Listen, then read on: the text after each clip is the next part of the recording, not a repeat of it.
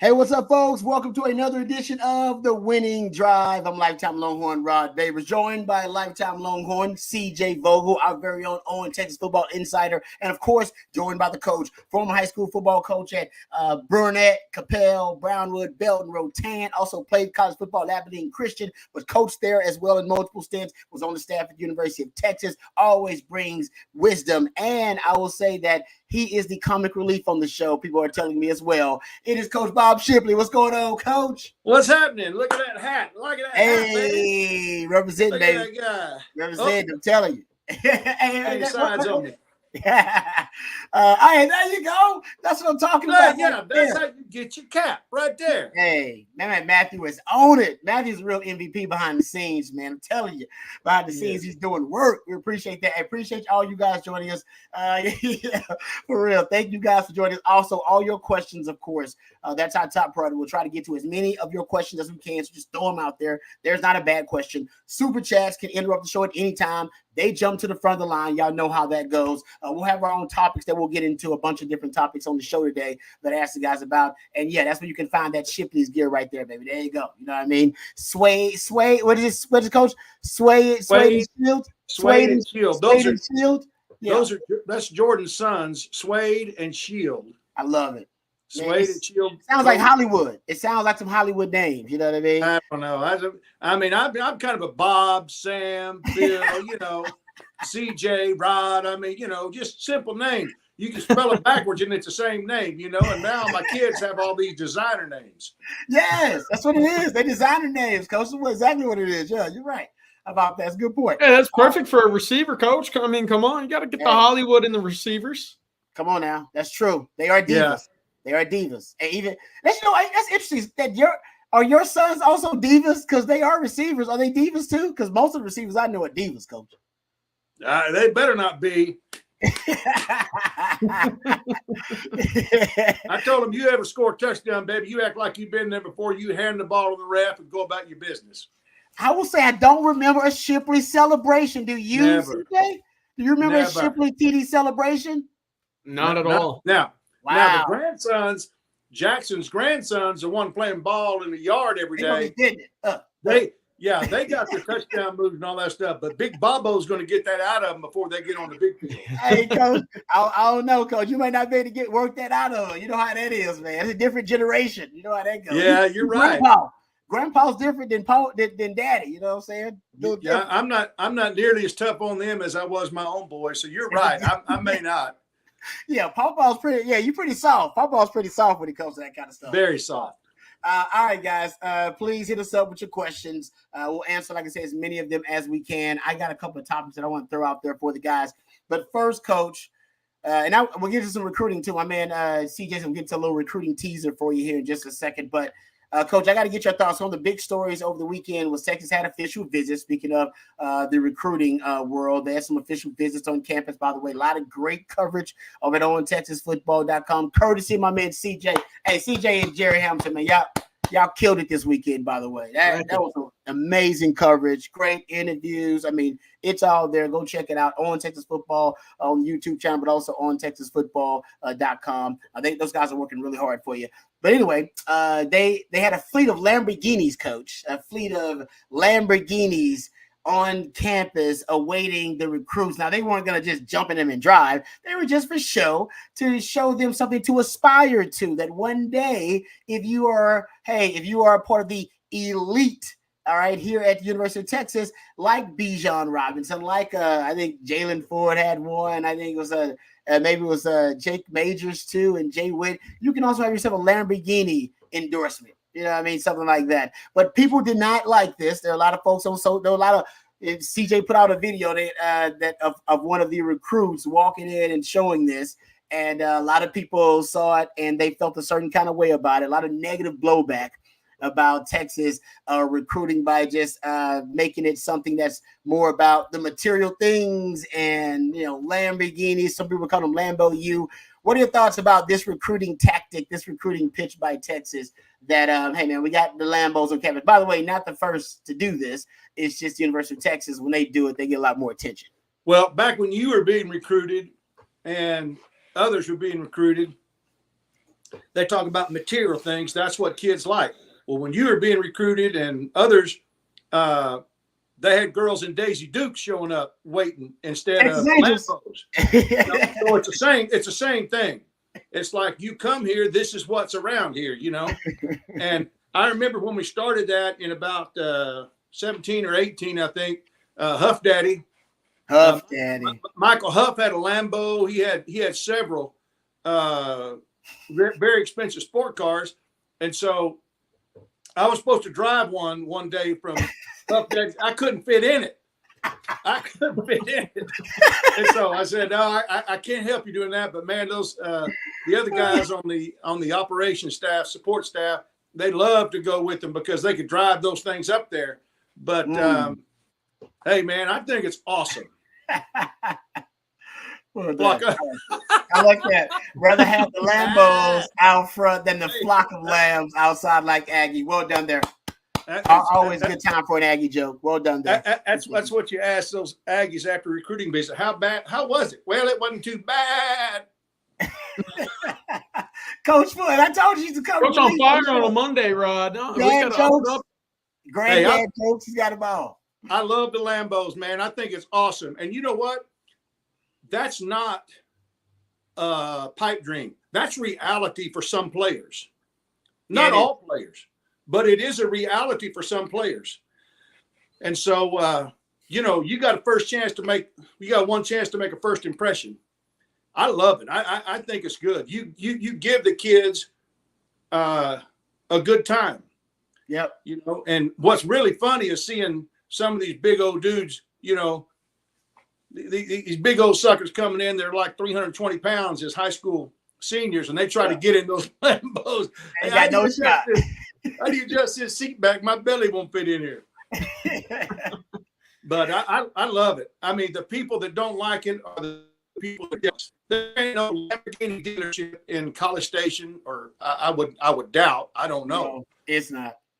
But anyway, I love it. I think it's great. I think the kids love it. It's all in fun. I mean, it's not like sign with us, you get one of these, but that, like I said, it's happened several times to some Longhorn players that they've been able to get those while they're still playing at UT. So I say, I mean, why not roll out the red carpet, man? Be the talk of the country, which we are.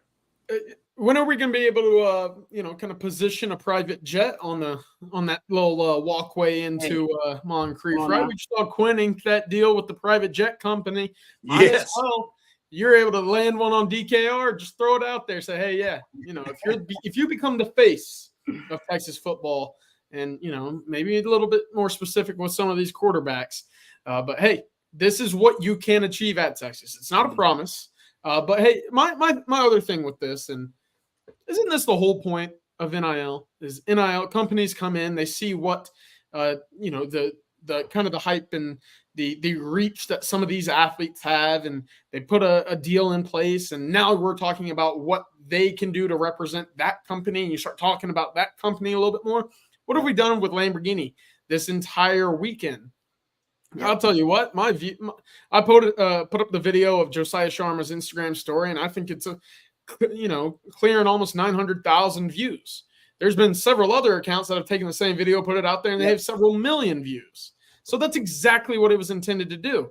And if you're doing this as a recruit at the University of Texas, and you're a company or a Fortune 500 company on the same level as a Lamborghini, why would you not want to be involved with University of Texas players?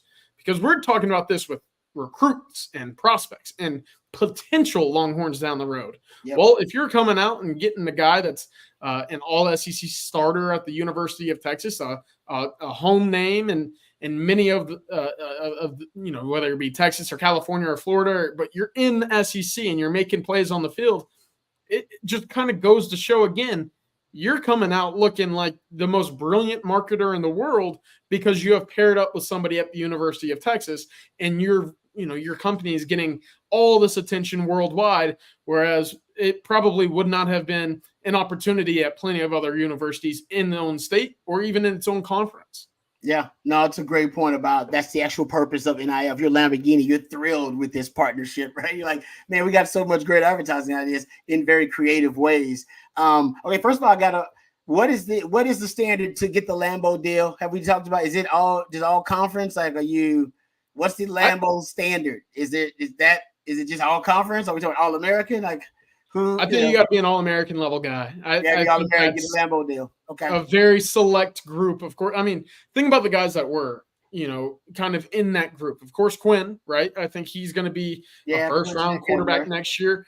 If not an All-American guy, a guy that you can kind of echo the heart and soul of the Longhorn program and be that face. Jordan Whittington, I would say, just is described as such. Jake Majors, currently right now one of the elder statesmen in the program as well. It makes sense to me that whether you are or are not an All-American, you are synonymous with the face of Texas football. I like that. Yeah, you're right. It's a good point. So I guess the standard is, you're right. You got to be and be synonymous with the brand itself, and it's all about brand association. One other thing I wanted to bring up here, because people talk about obviously Texas and the resources that Texas has, and one thing that's interesting about NIL is, to me, it's the new manifestation of the arms race in college sports, and Coach, you've been around it more than anybody. It manifests itself in different ways for different eras. And like, I remember when it was all about, the stadiums getting bigger, and you'll talk about this in a second, CJ, jumbotrons and having the Godzillatrons and the bigger, the bigger screens. Having rappers and hip hop artists come in the dressing room to practice and hang out. Yes, to show the cool factor, right? Yeah. Coolest currency and recruiting. The Undertaker. Yeah, that kind of stuff. For the rednecks like me, the Undertaker. No, but I remember when it was all about your locker rooms. Remember, you got to have a barbershop in your locker room. And then they got this, and they got televisions in every locker. And then it was kind of a manifestation of, because of the facilities, was all about the arms race. And I think the NIL is just kind of the new manifestation of the arms race. And you need the stories like this, if you're Texas, to get out, so that people understand where you are in this new arms race that is the NIL. That's why you need Darren Ravel to write an article about the Pancake Factory. Most people are going to hate on Texas as a result of it, but the recruits read and go, this is awesome. And parents read and go, this is great. $50,000 per offensive lineman on scholarship. That's great NIL opportunities there at Texas. And they need Quinn Ewers, right? Private jet deal to be out there. So this is why this kind of feels to me like the new arms race. Like, how many of your stories are getting out there about the NIL deals at your school and how unique they are? And Texas has as many as anyone, because I think they're a leader in that space. So I think every offensive lineman that signs with them ought to be able to go to the Dodge dealership that sponsors us and get them a big old 3/4 ton 4-wheel drive jacked up Dodge pickup, so there's plenty of room for me and all my big buddies. Coach, I want to ask you, because I think we talked about this probably a while ago whenever we first started really getting into the world of NIL. If you were an athlete right now and you were an All-American level guy, what is your number one NIL dream partnership? Saying, you get on the phone with your marketing agent or whatever, and you say, hey, whatever you do today, get me on the phone with this company. I got to either get some food, some drinks. You going on the plane? I'm going on the jet, baby. Yeah. I'm going with the jet. I want to go to Paris. I want to go to Italy. I'm going with the jet. That would be my personal one. I don't know if there's a better NIL deal than the private jet company. I mean, seriously, guys. I mean, there can't be a better one than that. Give me please, somebody in the chat, send me a better NIL deal than a deal with a private jet company that will fly you anywhere. I mean, you can't there are millionaires out there that can't afford their own private jet. And you would have access to one? The PJ? Come on, man. I don't know. And the dudes that have the jet deals, they're the most popular dudes on the team. Everybody wants to go out for the weekend with those guys. But it's only the QBs. Only QBs are getting these deals, these private jet deals, man. So it's this wide receiver taking the O-line with him all the time. Hey, I was best friends with a QB, so I would have been on that private jet. I would say that. Shout out. But there you go. All right. But you know what? People think that this is what it's all about. I had a parent that I talked to a few times during recruiting who is a friend, and his son signed with Texas. And he told me that his son never once talked to them about NIL. So, you know, if you think, for people to think that every single recruit is in there saying, okay, what do you got for me? They're not all that way. They're not all like that. And this young man, they didn't even talk NIL. He grew up wanting to be a Longhorn. He grew up watching Vince, Colt, Rod, Huff Daddy. He grew up watching all you guys. And he knows if he's successful, that stuff's going to come, you know.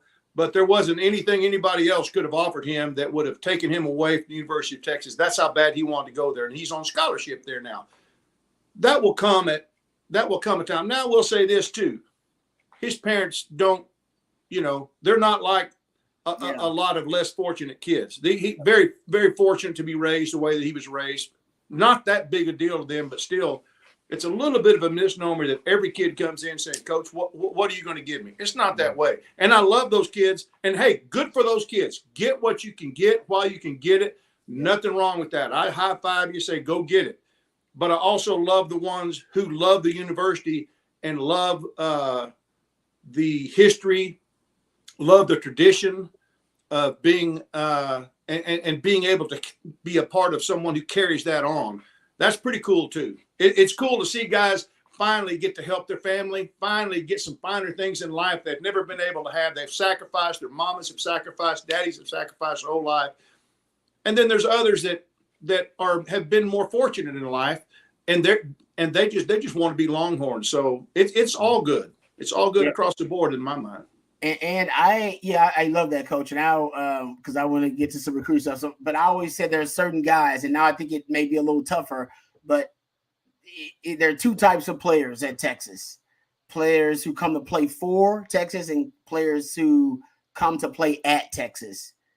And the guys who come to play for Texas, right, they want to know what I can do for the brand. Those are your Rojos and your Jay Witts. And what you want in your locker room are more of those guys. The guys who came to play at Texas, they want to know, what can Texas do for me, right? So JFK quote, right? Ask not what your country can do for you, but what you can do for your country. Just insert Texas there. And the four Texas guys, they want to know, hey, man, how can I help Texas? And so I said, Ryan, what were you driving while I was at Texas? I drove a Pontiac Sunfire. It was a black Pontiac Sunfire. Rod.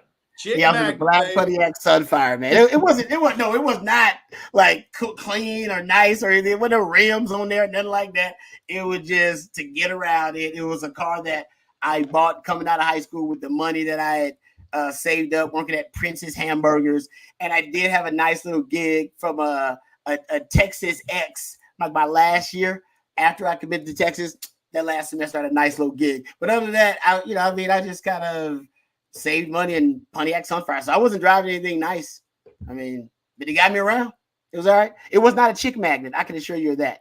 Not like the Lambos these guys are driving. Now it's too easy for these guys. Roddy still had to put in some work back in the day. But yeah, man, I agree with you, right, Coach? I'm with you. I still think you appreciate the guys who do have an appreciation for the brand and the tradition and the fans and the network and all the things that Texas will bring to them. So they really want to make sure they leave it better than they found it. And I think you got more of those types of guys that I've talked to on campus. They want to leave it better than they found it. You got more for Texas guys than at Texas guys, but you always have a little bit of both. But you have those guys that you're talking about that want to play for Texas. They're a great influence.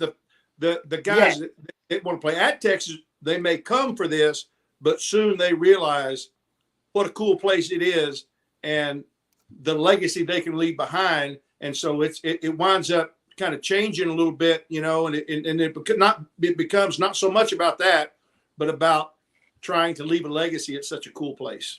Coach, there's no doubt. I literally played with guys. When they came here, they claimed to play at Texas. By the time they left, they were 4 Texas guys. Mm-hmm. The culture was able to, rehabilitate their football character, if you will. Sure. And I think Sark now depends on that. I think this is why now he'll take more risks in talent acquisition than he did his first year or first 2 years. He's like, no, I got the culture set. I got guys that will correct this guy's football character if it needs to be tweaked, if he needs to be put on the straight and narrow. I'm not the only one policing this culture now.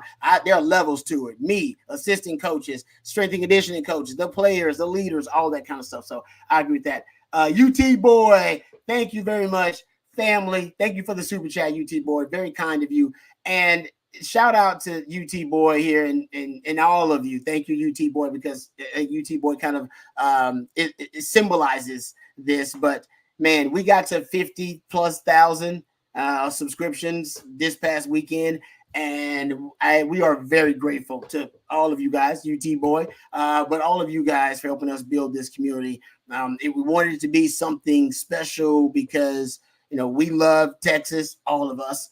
And we wanted to make sure that we bring the most authentic and the most accurate and the most insightful content, Texas football-related content that we could bring.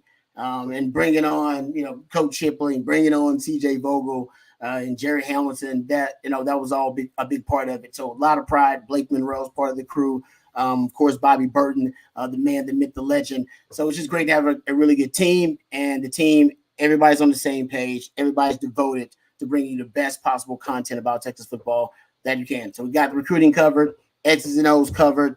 There are plenty of guys who got their own connections, but it's mostly because of you guys joining us each and every day for the journey. So we appreciate you guys going strong. Just the beginning, by the way. This thing is about to blow up. As Texas is about to blow up, this thing is going to blow up too. So thank you guys, man. Yeah, we consider it a family. We consider it a community. All of us, baby, no doubt. We appreciate that. All right, CJ, you were working really hard this weekend, man. A lot of great nuggets. Give the folks a little recruiting teaser out there for you. There's a lot of great stuff over at On Texas Football, by the way. First of all. Yeah, no doubt about that. Jerry and I put in some good work this afternoon, this weekend as well. We were up at the airport as guys were departing. I got to chat to a couple. Make sure to head over to ontexasfootball.com. Actually, Jared just put up some really interesting nuggets about a really, really talented blue chip offensive tackle from out of state. Has an official visit coming up this weekend. Put up some notes about him, as well as where things sit with some of these official visitors that visited this past weekend. So make sure to check it up over there. About 18, 19 guys coming in this next weekend. That could get up to 20 if we got another surprise like Chinook Hines. But a lot going on. We'll have a full breakdown tomorrow again on Coffee and Football. And, of course, at the recruiting breakdown Tuesday afternoon. All right. Thank you, CJ, for that. CJ, got a question here for you from Coach 420. Says, CJ, who wins in a foot race? You or Jordan Scruggs? Jordan's my boy. But Jordan's my boy. He does a great job over at 24/7. But no, I'm taking him. I'll put my money where my mouth is on that one. I'm taking Jordan 100%. I like that. All right, before we get back to some of the questions, let's take some time and thank our fantastic sponsor of the Winning Drive. We really appreciate our friends over at South Point Dodge being a part of the On Texas football family, and of course for sponsoring the Winning Drive. So Texas football fans, you can score an easy extra point this season when you get to the point at South Point Dodge. South Point Dodge has over 600 vehicles in stock, and their award-winning sales staff, they don't play games, and they're not about gimmicks. They're just about getting straight to the point, which is getting you the best deal possible. So you can score big today at South Point Dodge. Also remember, South Point Dodge is Austin's #1 automotive everything. So if you're looking to sell your car, get to South Point. You can get South Point's best offer over the phone or online. You can get top dollar for any make and model, even if you didn't buy from South Point Dodge. South Point Dodge is home of the real deal, whether you're getting the lowest price on the best new Ram truck or you're making sure you get the best value for your old car. Visit them today at southpointdodge.com. That's southpointdodge.com, or you can visit them off I-35 in South Austin. Get to the point today at South Point Dodge. So thank you very much to South Point Dodge for all of their support. I will get back to some of the questions, so keep those coming. I got a question here for the guys before we get back to some of you guys' questions. So I was looking at some of the schedule for Texas, and I'm starting to do like my research basically for Texas opponents coming up. And it started seeing a lot of stuff about Texas, the opposing quarterbacks Texas is going to face. Now we know the best quarterback Texas will face is Carson Beck. Everybody knows he's potentially he's right now the best odds in terms of the front runner for the Heisman. I think he's got the best odds to be the number one quarterback taken overall.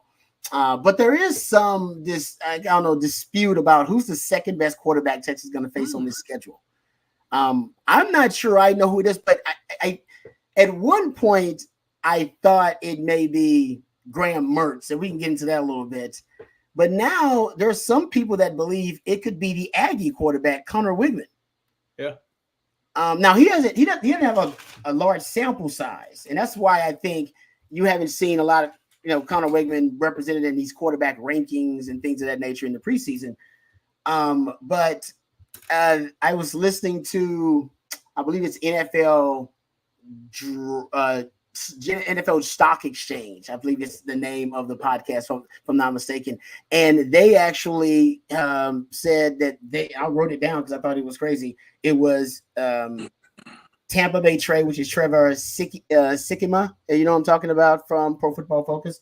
And also Connor Rogers. They do a show together. And actually Connor Rogers said that Connor Wigman was his number 4 quarterback out of this quarterback class. And the guy, Tampa Trey, said he was his number 1 quarterback on the NFL Stock Exchange. And I don't think they were trolling either. I think they were serious about it. Connor Rogers said that if he could invest in any quarterback, I think we have actually a screenshot of that if he could invest in any quarterback, potentially, that could be a first rounder. Obviously Carson Beck aside, I think they were talking about, he said Connor Wigman is where he would invest. He thinks he has better, I think he said he had better raw tools than Quinn Ewers or Shedeur Sanders. Yeah. I know I wrote it all down because I was like, hold up, that's crazy. But I will admit I haven't watched a lot of Connor Wigman because he hasn't played a lot. Right? He's got, I think, 8 starts in 2 years, but I'll admit last year he did start out like gangbusters. He looked really good at the beginning of the year. In those first 4 starts he had as a sophomore, damn near 69% completion percentage, 8.2 yards per attempt, 8 touchdowns, 2 interceptions. I'll throw it out there to you guys. Is it possible that the Aggie, Connor Wigman, is going to be the second best quarterback Texas plays behind Carson Beck on the schedule? Yeah, and I think it's very possible. I think it actually might be the reality for 2024.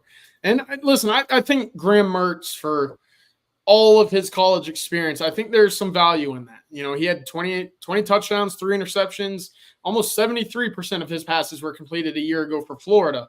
Question is, and where I think Connor Wigman gets the nod, is there's more playmaking ability with Wigman. There's more, when the pocket breaks down, you can extend plays and get yards a little bit easier with Wigman than you can with Mertz. I think he's just a little bit limited athletically, whereas Wigman was obviously a big-time 2 sports star coming out of high school, a big-time baseball guy as well. So he can make all the throws off platform. He can make all the throws with the arm,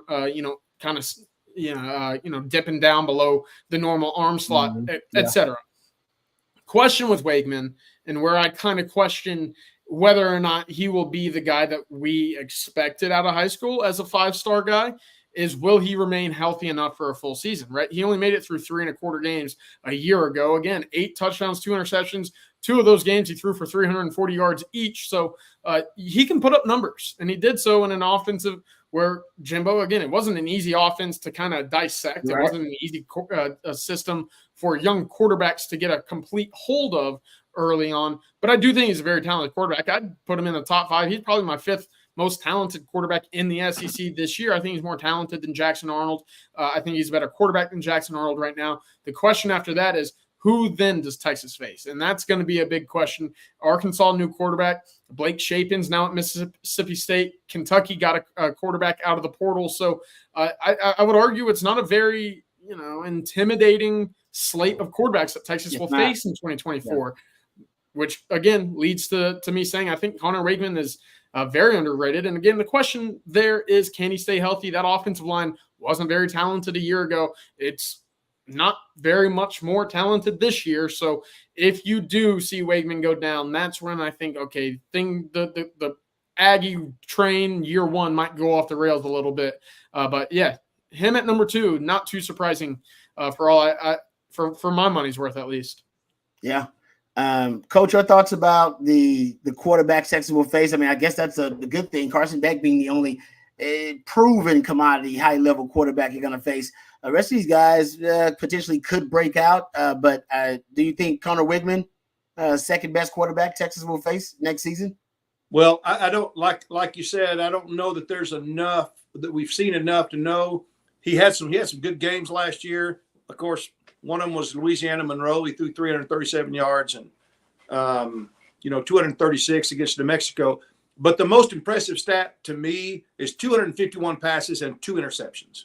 Yep, that's impressive. But I do know this: if he can somehow pull a win against the Longhorns next year, they will have a statue of that sucker in Cal Field, and he will zoom up in every. And he's capable of playing at that level. I mean, I've always been impressed with him. I think he's. I don't know that he's been getting the recognition that he deserves, but I'm not ready to crown him the second or third best quarterback we'll see yet, because there's just not enough sample out there of what he's done to see against quality opponents. Right. Miami didn't have a great season. They beat A&M 48-33. He had 336 yards passing against him, but the fact that he doesn't make that many mistakes, he makes good decisions with the ball. I think he could very well be the top 2 or 3 quarterbacks that we'll see. Will he be the best? He'll have to really surprise some people, but I think he's capable of being one of the better quarterbacks in the country. Yeah, definitely. Rod, I want to bring this up real quick. This question by Jonathan Mackey: how can a guy with 9 total appearances get this kind of hype? I think it's a completely fair question. It absolutely is. Then you go back and you look at who Texas is playing, and 9 actually might be on the high side of some of these quarterbacks Texas is lining up against in 2024. Again, Brock Vandegrift, 5-star guy out of now at Kentucky, 0 career starts. You look at Arkansas. They just added Taylon Green out of Boise State. He's making the leap from playing on the blue turf to playing in the SEC. That's a little bit of a shift as well. You start looking around. Blake Shapen hasn't played in a year and a half. He only played 2 games last year at Baylor. So Texas started off the Big 12 with Baylor, in which it was a big question mark whether or not he was going to play. Ended up not playing the rest of the season. So my point is, there aren't many experienced quarterbacks. Graham Mertz is. But as I mentioned earlier, I just think there's a level in which talent kind of drops off with Mertz to Wakeman. Of course, Mertz did have a good year last year. He's just, not necessarily the arm talent that you would expect. A lot of his throws were underneath. I think his average distance of target was no more than about 9 yards down the field. So we'll see again. But this is why he's getting that hype, and why the conversation is being had is, well, it is a bit of a down year for quarterbacks Texas will face. McCown at UTSA. Started 7 games last year for the Roadrunners. Alex Orji at Michigan, replacing, obviously, J.J. McCarthy, that national championship winner. So it's a lot of inexperience, a lot of youth. Fortunately for Texas, that plays in their favor. But again, that's the reason why this is all the conversation is being had in the first place. Yeah, exactly. Trust me, I'm not hyping him up, but I saw it and I was like, this is a lot. You got to talk about this because it could be. And I think CJ's right. I think he is the second best quarterback right now that Texas is going to face on the schedule. And I think that bodes well for Texas. As CJ just mentioned, not a lot of these guys have experience at all. And Wigman could, regress, or hell, maybe he could have a breakout campaign. We just don't know. He's not really a proven commodity, but what we've seen so far shows he has a really high upside. And the guy coming out as a 5-star quarterback. Here, Graham Mertz's stats. I'll get these real quick. He was 6th in passing yards in the SEC. He did lead the SEC in completion percentage and touchdown to interception ratio, 20-3 yards per attempt. He was 6th. And that's where he finished. But after October, if you go look at it, since October against all SEC opponents, 69% completion percentage, 14 touchdowns, 1 interception, over 1,600 yards. So he got better as the year went on. But he doesn't really push the ball downfield. Is kind of what CJ was saying. That's what people want to see from him. He's a very conservative quarterback. Nothing wrong with that, by the way. Nothing wrong with that. No. But it's hard. They don't have enough talent for him to be conservative and them to win games. Then he's going to have to take some chances throwing the ball downfield and making some plays. And I think that's operating that far outside the structure. He as a quarterback may regress if that is the case this year. But they like Graham Mertz. So Graham Mertz actually in that conversation too. So last point on Mertz, I just looked it up actually. The average distance of target of quarterbacks a year ago with 300 quarterbacks passing attempts in the SEC. Yeah. Dead last in average distance of target down the field. 6.7 yards. So no, he was not pushing the ball. That offense is all about just get what you can and let the playmakers do what they can after the catch. But 6.7 yards down the field. The next closest or the next lowest was Spencer Rattler at 7.5. So wow. You see a lot of the completion percentage, that conversation. That's great. Yeah, he can really throw the ball about 5 yards, right? It's kind of what that stat's saying. But to the point, I do think there are a little bit more talented quarterbacks that Texas will face, just not very experienced. Yeah. Okay, I want to say one more. I want to say one thing on this. One thing that we haven't mentioned, but you can't talk about this without talking about, CJ. You know this better than anybody. What kind of receiving core is Connor going to have next year? What kind of offensive line? I mean, that's half of it. Yeah. Half. I say half. It may be more, maybe a little less. But if he doesn't have the targets that can get open, and if he doesn't have a line that can protect him, then that's where it's going to all come out in the wash right there. Any of those guys, what kind of receiving core do they have? What kind of protection can they get from their offensive line? That's a great point. Yeah, no, Coach, right about that. We don't know much about him. It's because he was hurt because of the offensive line. And this is why for the Aggies in a new system too, that's also another factor, right, that you really can't really predict. But I'm with you, Coach, because if you look at receivers, and I know CJ's really high on the Oklahoma receivers. Oklahoma receivers are really good. I think they're ranked by Pro Football Focus as one of the top 10 receiving cores in college football, but they got to replace the entire offensive line. Right. Yep. So, Texas will end up playing Oklahoma. They got to replace the entire offensive line. That's why you got Georgia. Georgia's they loaded everywhere. Right. So that's why that when you play Carson Beck, that's going to be a hell of a challenge. And honestly, I was thinking about this, looking at this top receiving core ranking here. Man, Texas DBs, they're ready for that Oklahoma game in case Oklahoma's offense. That's going to be a big game for the Texas D line to get pressure on. Basically get pressure on Jackson Arnold before he can potentially hit some of those receivers down the field, because they're going to be running a very similar offense to what they ran with Seth Luttrell. They ran under Jeff Levy, and definitely. That receiving core is a talented group, but do they have the offensive line to protect? That's what I'm not sure they know, and we don't know either. So, Coach, you're right. Not a lot of teams have that kind of continuity to help their quarterback take their game to the next level. Texas does. Speaking of, and also, when you look at the new offensive coordinator, Kansas State is not known as a really high-flying, passing, prolific offense, and so, but it will. I think it will help him. Since they're not airing it out all the time, it allows a guy like Connor to continue what he's done, and that he doesn't make mistakes. And you don't see the Kansas State quarterbacks make a lot of mistakes. You really don't, because they do such a great job of making you defend the run, and obviously the quarterback mobility and the quarterback runs are a big part of that offense as well, or at least it has been. I'm assuming he'll continue to do the same thing he's done. Yeah, it's interesting with Colin Klein, especially with the injury history of Connor Wigman. expose him like that with a quarterback run game a little bit. We know he's got some of the ability to do that, but that'll be interesting too. So I agree with you on that, Coach. All right, let's get to some questions, and then we'll come back to another topic. I want to talk about a great article from Football Scoop. Comes out every year about continuity, staff continuity all throughout college football. It bodes really well for the Longhorns, and we'll talk about that here in a second. But there's some questions here. Thank you guys for sending the questions in. We appreciate it. Jacob wants to know, CJ. Hey, CJ, do you know if Texas has had any contact with 26 D-line recruit Danny Beal out of Arkansas? Given Arkansas's struggles, I feel like that could be a layup if he's a fit. I don't know about layup.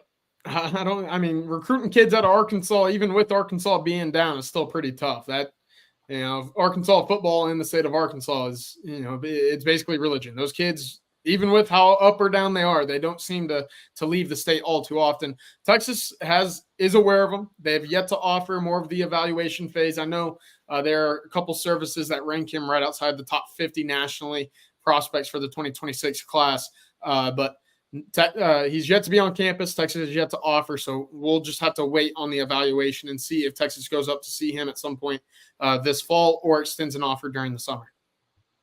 Good stuff there. Thank you for the question, Jacob.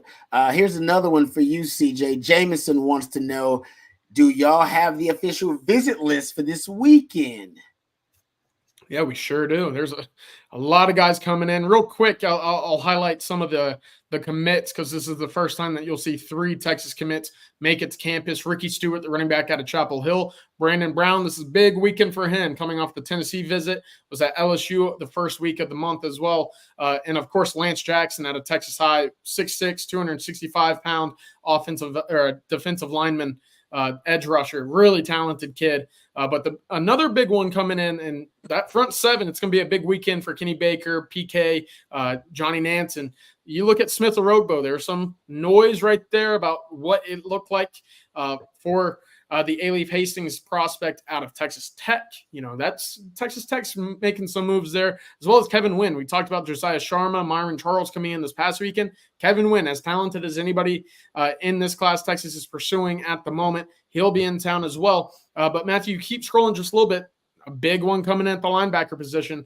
That's Riley Pettijohn out of McKinney, Texas. If he's getting on campus, there was Elijah Bo Barnes, the Skyline linebacker, who at the spring game was pushing for him to commit as well. If there's one other prospect on this list to keep a close eye on, it's Nick Brooks out of Iowa.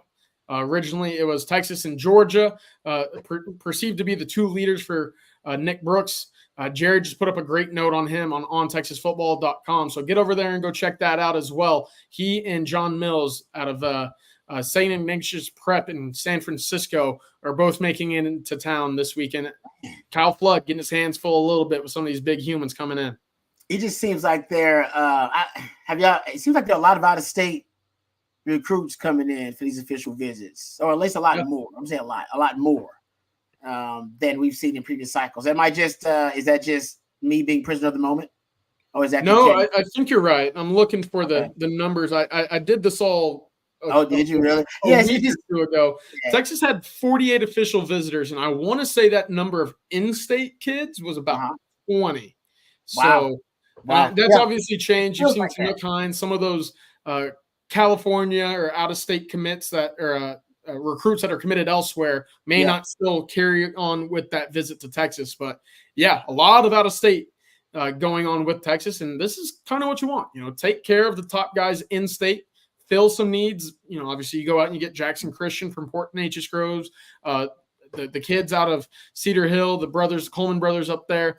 But then you go big game hunting, of course, with Jamie French, Nick Brooks, John Mills, Hayden Lowe. I know he just committed to USC, but these are the guys that Texas, because they have a good stable of depth on the field already, you can go out and say, hey, we're gonna test our luck here. Try and get them on campus and see if Texas, the university, the city can kind of overcome some deficits that normally would prevent these kids from even considering Texas. Oh, good stuff there, CJ. Good breakdown. All right, Coach. I have we'll get back to some of the questions here, but I got a question for Coach here, or at least a subject I want Coach to address. He's the only one who's actually been a coach here. So according to Football Scoop, they've done research, and they say out of the 134 FBS teams, 55 of them, 41%, are going to return head coach, OC, DC, and their strength and conditioning coach. And they said this also includes internal promotions. But if you extend that to the quarterback, all right, so we're talking about a college football program that returns the head coach, the OC, the DC, the strength and conditioning coach, and the QB. Only 32 teams out of the 134 return that type of continuity. I'll just go through the Power 4 here. We won't go through all of them. Big 10 is 3 out of 18. Illinois, Nebraska, Purdue. Big 12, it's Iowa State, K-State, Oklahoma State, Tech, Utah, and West Virginia. That's actually a lot. The ACC is 5 out of their 15. Clemson, SMU, Stanford, Virginia Tech, and Virginia. And in the SEC, it's Florida, Georgia, Ole Miss, and Texas. But take it even further, Coach. I love this. Take it even further. He went and did even deeper. He said if you take the same stat and then you look at multi-year starting quarterback, so returning head coach, OC, DC, strength and conditioning coach, and a multi-year starting quarterback, so not just started last year, but started multiple years, he said that number drops to just 4. There are only 4 programs that can brag about that in college football: Oklahoma State, Ole Miss, Texas, and Utah. Wow. You might have an asterisk on that Utah one with Cam Rising not playing last year, right? Yeah, that's a great point. That's you're right about that one. But Coach, I want to get your thoughts about this too, CJ. But in terms of continuity, it starts an amazing job. Think about all the turnover Texas had prior to start getting here with Charlie. And Coach, you witnessed it. I'm telling you, you were there to see it with Charlie Strong. There's a lot of turnover with Charlie's staff.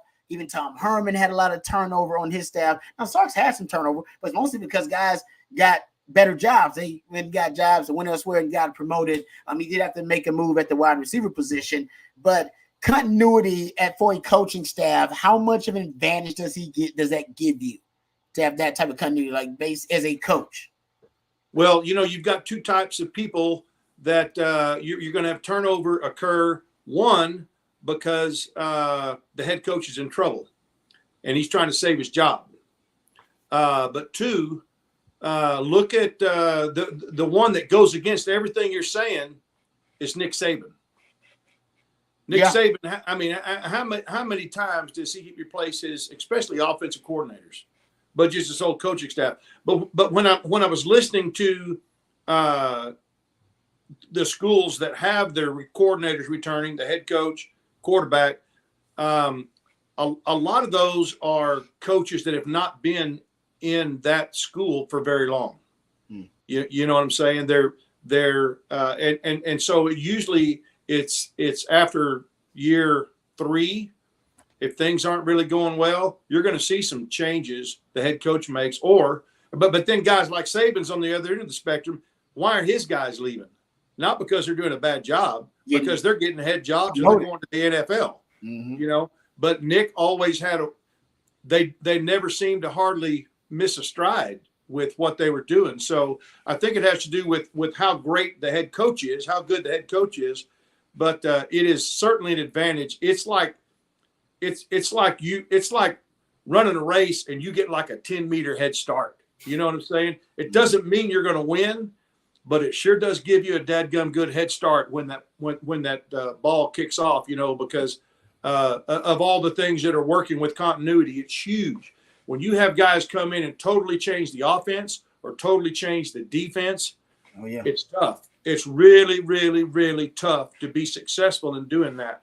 So I think it gives us and the other few that you mentioned, a pretty big advantage. And I'll say what I've said before. Sometimes it's like, okay, hey, coach, you got your quarterback coming back. Yeah, well, that's good and that's bad. The sucker's coming back, we didn't win a lot of games last year and he's coming back again, So you have to kind of take it all with a grain of salt. But I do think it gives you a head start going into the season to have a chance to be more successful. Yep. I would say, honestly, CJ, this would make me think that Ole Miss is more of a sleeper team in the SEC because they return everything plus a multi-year starting quarterback. and it makes me even more confident to pick Utah or Oklahoma State to win the Big 12, because they are also two of those 4 teams that return a multi-year starting quarterback and all 4 of their main coordinators and head coaches. So, yeah, and then there's Texas, which obviously we're all high on too. So, I don't know. Yeah, I think I'm with the coach. At least those guys got a head start on it in terms of the continuity they've had together as a staff. Yeah, I'm kind of intrigued by that. That list, right? Utah again, Cam Rising wasn't healthy. Mm-hmm. Oklahoma State, we've seen coordinators get plucked from Ohio or Oklahoma State pretty often over the last decade or so. That's true. It's kind of surprising. Of course, I think Gundy runs a great ship, but more than anything, he does a tremendous job of finding coordinators that fit what he wants to do. How important is the quarterback over there when you have the Doak Walker Award winner? Well, you can debate that, but at the same time, it certainly opens up your offense down the field when teams are sitting there packing the box a little bit more. So I don't hate that route. Oklahoma State to win the Big 12 action next year, I don't hate it at all. Yeah, man. But Coach, I thought you made a great analogy there. Just having the head start in the race, and for Texas to come in with PK returning, obviously Kyle Flood is still here for the offensive line. That's big too. But all in all, I mean, just what we've seen for Texas since the days of Mac Brown has been nothing but, kind of unstable guys coming in, guys departing, coaches trying to save their jobs. So they, kind of put somebody else on the fallen sword. It's one of those things where, you see new head coaches and where things don't necessarily go where they want to be. Lincoln Riley just did it last year. They get rid of a coordinator that was kind of the issue, right? That's the next step in saving the day. We saw with Texas A&M 2 years ago. Jimbo Fisher fires the offensive coordinator, brings in Petrino, and now you're sitting there thinking, all right, well, maybe he's figured it out. Maybe this is what they needed to do. It doesn't work out. They're canned the next year. Hasn't been the case at Texas for the first time in quite a while. So it's encouraging nonetheless. Yep. No, and plus, we have a huge advantage.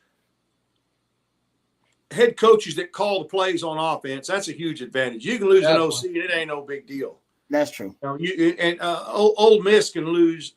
They can lose all the coordinators they want. They're not going to skip a beat. Neither does Oklahoma State. Matter of fact, I think Mike Gundy is one of the best coaches in the country. Year in, year out, to do what he does with the talent that he has, like him or not.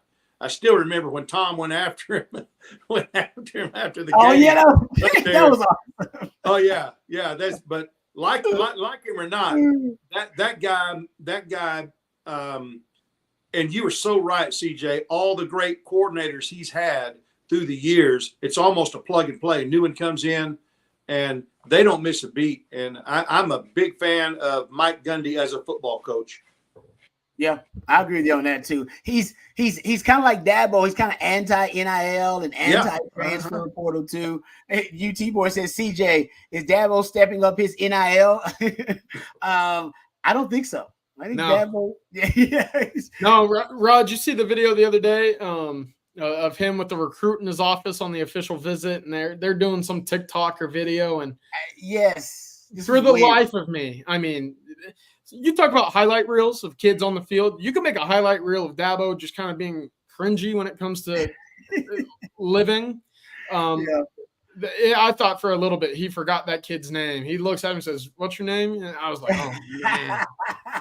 Yeah, man. Like you said, Dabo is still. I mean, I don't know. I haven't looked at the recruiting rankings. Is it hurting him yet? The fact that he has been so outspoken against the NIL and transfer portal, has it actually hurt him yet? Are we starting to see it? Recruiting rankings? It's not helping him. Yeah, it's interesting through Clemson's big run of, whether it be ACC titles or, the pair of national championships that they won, they still haven't produced a first round offensive lineman, I think, since like 2004. So that's wow. Texas had their drought. They still have their drought. Should end next year with Kelvin Banks, obviously. Clemson's not been attracting those big time offensive linemen that we've seen, the Ohio States, the Alabamas, even Oklahomas. But that's kind of the difference. And I think right now, I mean, they do a great job of early evaluations. You see that? I mean, listen, I think you have to recruit a certain type of kid to go to Clemson. Not in a bad way, but in the sense that you come here, you're not expected to leave. They don't have many transfers out. They don't have many decommitments. They buy in, and that's all a part of it. So that's I what think coach is talking about, kind of. You know, recruiting those it limits them a little bit. Players. Yeah, it definitely does. But that's what coach is talking about. Hey, sometimes you're just trying to find that guy that he bleeds whatever their type of orange, Clemson orange, and he wanted to be Clemson forever. You got to kind of find those guys who are built and wired a little bit different. So I mean, that's like I said, everybody's got their own way of navigating the new kind of NIL world and transfer portal world. But it doesn't have a lot of guys coming in transfer portal wise. But like you said, don't have a lot of guys going out. All right, before we get back to some of the questions here, we didn't get to this, but Texas hired a new special assistant to the head coach. And this actually was something I saw Football Scoop first report as well. And I hope I get his name right. Chris, and you may know how to pronounce it. Chris Forestier? Sounds good to me. Sounds good to you. But he was recently on the Arkansas Pine Bluff staff. Remember, Coach, I showed you there was an opening for the special assistant still there? I don't know. Maybe this guy killed it. I'm telling you, when you see those openings, they've already got the guy. Okay. They've already got the guy. They as a state law, you've got to have it posted for so long before you can. They pick the guy, then they put the ad out there. Don't think for a second that University of Texas is actively out there campaigning trying to get people to apply for a job. I promise you that's not the case. The gin pop, no need apply. Is what he's saying. No, but he does have some experience with Golden. You know, he was with Golden, and so I don't know whether Golden went to bat for him or not. They're obviously, I'm going to tell you, there's very rarely is there ever a hire where there's not a connection somewhere on the staff or the team somehow. Mm-hmm. Yep. No, you're right about that. And you're right about this is a connection, not only because he was on recently, like I said, he was on the Arkansas Pine Bluff staff, but that was like literally this spring he was on that staff. Right. He had just gotten that gig and now is on as the hired as the special assistant for Texas. And he was on the U of H staff as a team analyst, as you just brought up, Coach. That's when he worked with Matthew Golden, and they were really good last year. I mean, he returned. Matthew Golden had 2 kickoff returns for touchdowns. They had 3 block kicks, I believe, as a special teams unit. That was good for one of the top units in the country in terms of block kicks as well. Their punt returns really good. And Coach Banks coached against their special teams unit. So, you know how that is, Coach. You get to game plan against them, learn some tricks of the trade, and it probably helps that he knows exactly how they weaponized Matthew Golden last year in the return game. So now you got that as an added bonus. And prior to that, he was at LSU from 2016 to 2022 before he got on the U of A staff, and he worked as a special teams assistant there as well. So, and by the way, before that, he started at Northwestern State where my dad actually ran track. So shout out to them. So he's a guy that can help on special teams. As Coach mentioned, connection with Matthew Golden. So he can help you weaponize Matthew Golden, or at least use the tactics that U of H used. And I said this earlier too on one of the other live streams. I think, guys, the return game is something we haven't talked enough about that is going to be pretty potent next year. There's an argument to be made that Matthew Golden is just as good, if not better, than Keelan Robinson. I'm not going to say Silas Bowden is better than Xavier Worthy at punt return because that guy was excellent. But he's still one of the better punt returners in his conference last year. And Matthew Golden was an all-conference, I believe, kickoff returner too. I mean, this group is going to be, I think, they are going to be a force to be reckoned with in the return game. And I think part of bringing this young man in, Chris Forestier, hope I said his name correctly, is going to help with some of the strategy there. Yeah, there's one thing you can't knock Steve Sarkisian and Jeff Banks for, and that's their attention to the special forces and what we've seen out of that unit, whether it be the big returns, whether it be blocked punts, or whether it be fakes. Remember that Oklahoma game, they had just about everything. It was a blocked punt for a touchdown. Oklahoma then followed that up with a trick play of their own that was called back for an illegal forward lateral, and then Texas had a trick play of their own on special teams right after that. So that's always been one of my favorite things, and Texas has done a tremendous job kind of weaponizing some of those guys that we've mentioned, whether it be a Keaton Crawford a year ago, a Keelan Robinson, and this year I would expect that to be a Gavin Holmes or a Trey Wisner. to be those big instant impact guys on special forces. Matthew Golden has to be the happiest guy out of all of this because, right, you go back at what he did at Houston, 9 returns, 2 touchdowns. Talk about a successful hit rate. My goodness. But I'm really excited, again, because I thought there were a number of returns last year, whether it be Silas Bolden or Xavier Worthy, where it was a shoestring away from a 40-yard return turning into a house call. And I think Xavier Worthy, before he had that punt return against BYU at home, there were a lot of moments where it was like, this is the one. He's 20 yards downfield with a head of steam, and he gets tripped up by, the 40-yard line. He was so close so often that you look back at the numbers and all. I mean, they rivaled the best punt returners in all of the country, but they could have been significantly better, right? If it weren't for just that little last effort that brought him down to the field.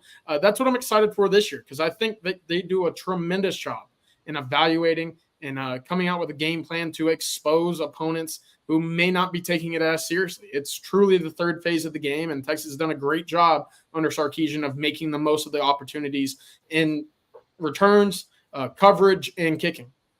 Yep, totally agree. Getting to a question here. Justin, if we're going to blitz with our secondary, would it be better to do so more with our safeties as opposed to cornerbacks? Yeah, this is something I think I don't like the cornerback blitz. I think I'm on the record saying that I'm not a big fan of Texas cornerback blitz. I just don't like the success rate of it, and it doesn't seem to be very effective. And we talked about it. The DBs are not very great at disguising it. It makes you very vulnerable. In the right situation, the perfect situation, and I think Texas actually did. PK had the perfect cornerback blitz call against Bryce Young in the Alabama game. That was actually the perfect time to call it, and it still didn't even work out. So I'm not a fan of it. I do think there are certain traits with players that are natural that you have to recruit, that you can try to develop, you can get better at them, but I think something is just natural programming. And I think timing out blitzes is natural program. I think some guys, coach, this is my experience, they time it out really well. You can get better at it, but some guys, they got a natural timing for it in terms of coming from the set position and then disguising it and then timing out the snap. Because as you know, coach, it changes. The snap count changes. They ain't going to be the same every time. I can't teach you how to time a blitz because it ain't going to be the same time it ain't going to be the same timing. You got to have a knack for it, man. They got to be programmed in. That's like being a ball hawk. Or I say pass rushers like that. Some guys just get a knack for pass rushing. The best pass rusher on the team last year, even Sark said, oh, yeah, that's Anthony Hill. He just got there. Your best coverage safety last year was Derek Williams. He just got there. Because some of that stuff is naturally programmed. You can't really coach that stuff, man. You can get better at it. But you can't. I don't think you can coach the timing of a blitz. The guys that I know who are good at it, they just had it naturally. He naturally knew how to disguise it, and he naturally knew how to time it out based on the snap of the quarterback. But what are your thoughts about that, Coach? Well, it's as opposed to it's a little more difficult, I think. Blitzing a safety. Obviously, if you're going to blitz a corner, you got to have the ball on the hash mark. I mean, that's the only way you're going to blitz a corner. Short side corner is going to come. He ain't going to come from way out there if the ball's in the middle field of the hash. But safety always, the safety blitz, it depends on the offensive formation. And the coaches go into the game, they say, okay, when we call the safety blitz, if they're in, 5 wide, 4 wide trips, bunch, whatever, I mean, it's off. It's off. We can't, you can't do it. It has to be a predetermined, a group of predetermined formations when you're going to call us, when you can run the safety blitz. And if you don't have that, you call it off. Yeah. And so it's a little more difficult depending on, and then even that can change with motion, which more and more people are motion and shifting and everything, because you can't just send a guy and leave somebody uncovered. You have to have everybody accounted for. And so what you don't want is to have a linebacker trying to cover inside a slot receiver or something like that because you call the safety blitz and you're going with it anyway. And now if the quarterback has a time to get the ball off, you've got a great mismatch offensively, according to that. So it's easy. Hey, why don't you run the safety blitz? Well, it's that, Rod. It's a lot harder than it sounds or it looks because everything's got to be in place. Everything has to be just right, or you got to call it off. You can't do it. And then if you got that guy that has that timing, and then if you'll see this, those defensive linemen know and duck them off the ball, then they'll pull a lineman out of the way to create a gap for the safety to get through. Because there's not going to be a gap probably if the defensive lineman or a defensive end is not pulling an offensive lineman out of the way to create a greater gap for the safety to get through. Yeah, good point, Coach. Great stuff. All right, Jedi Master Beaver says, Rod, last night you gave us your starting secondary. Today, what's your 4 starting receivers excluding tight end? If there was a 10 personnel package or red package like Sarkansas, Alabama, when you have 4 wide receivers on the field, well, number 1, Isaiah Buns got to be out there. Jonte Cook, I'm going to throw out there. Man, it's hard to deny Ryan Wingo. Man, it really is hard to deny that young man. Between Matthew Golden and Silas Bowden. It's tough. I've been hearing good things about Silas Bowden too, CJ. And I love me some Matthew Golden. Ooh, Bowden or Golden. Oh, what a choice. I might go with Bowden over Golden. Ooh, just because of the threat of him in that slot is nasty. But I love me some Golden. It's tough. I mean, that's a tough choice. I 50% I'd go with Golden or I'd go with Bowden. But if I got to stick to it right now, I might say Bowden right now for me. It's because those guys are tougher for me to cover. I go with the guys that are tough for me to cover. I hate covering little water bugs like that.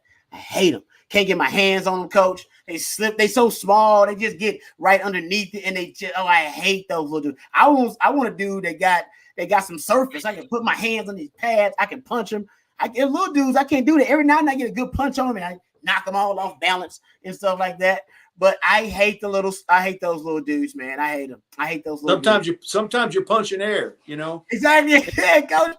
And then when you're doing that, you've lost your balance because you've lunged forward. Oh, right past you. Yeah.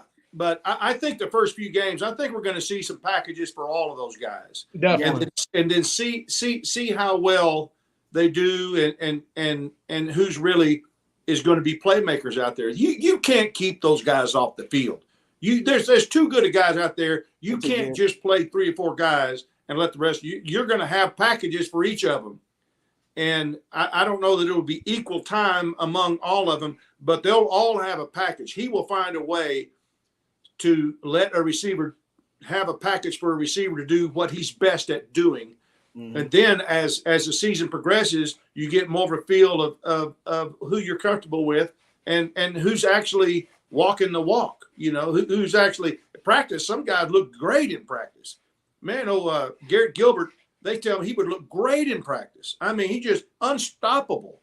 But he got in the game, and I don't know if it happened faster or whatever it was. It just didn't happen for him quite as well or as much. Yeah. But these guys, you're going to see them all play the first few games with their own packages, and coach giving them an opportunity to be successful in what they do best. Yep. Good stuff there, Coach. All right, before we get ready to close this thing out, we'll get one more question before we do. Let's thank our sponsor once again. We really want to thank the good folks over at South Point Dodge for being on the On Texas football team. And if you want to score an easy extra point this season, you can get to the point at South Point Dodge. South Point Dodge has over 600 vehicles in stock, and they're award-winning sales staff. They don't play games. They're not about gimmicks. They're about getting straight to the point by getting you the best deal possible. So score big today at South Point Dodge, and go see them on 535 in South Austin, or visit them today at southpointdodge.com. Get to the point at South Point Dodge. So thank you very much to South Point Dodge for all of their support and sponsoring the winning drive today. All right, couple of questions before we get out of here. Hi, I'm Boo Corrigan. Says, who is the player who is most likely to break out this year? I'll throw it to you, CJ. Breakout player for you. I guess you're definitely a breakout player too. I guess it's somebody that has been unsung so far. I think you have to go defensively for this answer. Of course, Texas returns a lot. They have a lot of experience on the offensive side of the ball. I'll go a linebacker. It's either going to be Leon Galafal or it's going to be Darian Gillette. I think just because of the depth at that spot, either one of them is going to be on the field a good bit with the way that Texas rotates at positions. Maybe not so much with an Anthony Hill. We saw Jalen Ford kind of be that piece that didn't move in Texas's middle of the field last couple of years. But aside from David Benda, who else will Texas have to play in the middle? It's going to be one of the two of them. And I really like Leon Galafal. I like that. Coach, you got a breakout player most likely for you? I like Galafal. I really like what he brings to the table. I agree with you, CJ. I wouldn't be a bit surprised if he's not that guy. Yeah.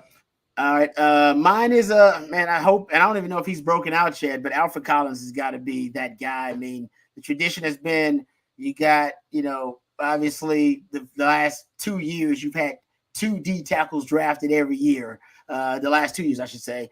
And I think Alfred Collins is right there, man. He's on the cusp, and we're waiting for the light to go off. I'll give you something I saw from Pro Football Focus that he has an 80.6 pass rush grade last season. That'd be first among returning SEC defensive tackles. And I believe he's third Pro Football Focus grade, third ranked returning defensive tackle overall in the SEC this year. Could be a big year for Alfred Collins, man. He's got to be the linchpin on that defensive line. And it's got to start with him being a forced run defender early on, because I think already he's one of the better pass rushers. That stat proves it. But if he can stop the run early on, then you're talking about him being a guy that can play every down for you and be a real force of nature.